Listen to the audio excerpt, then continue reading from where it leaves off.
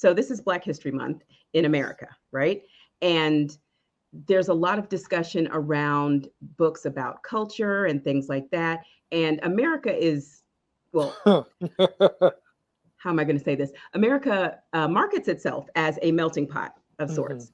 And a lot of the people that we talk about during Black History Month, they have roots in Trinidad, like, Stokely Carmichael. You hear a lot of, you don't necessarily talk about that part a lot during Black Hmm. History Month, but can we talk about like the importance of seeing characters and folklore available from a company like Simon and Schuster, Hmm. available from mainstream distributors and things like that? Why is that so important for people of color, Black people?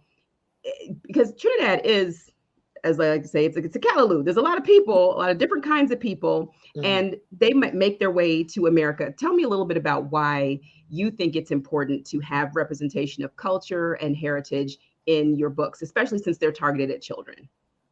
Um, from my point of view, growing up, not having a lot of uh, people of color and being in the forefront,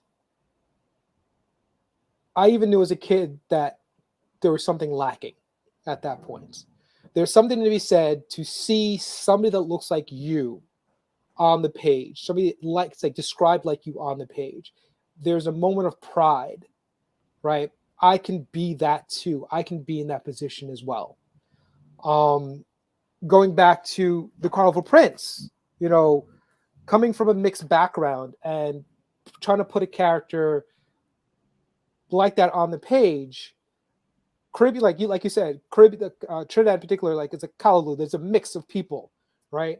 And I remember having this book on display at a show during the holidays, and watching a kid walk in to the show, and I was like, oh, this kid looks familiar. I was like, oh, he looks like the Carnival Prince.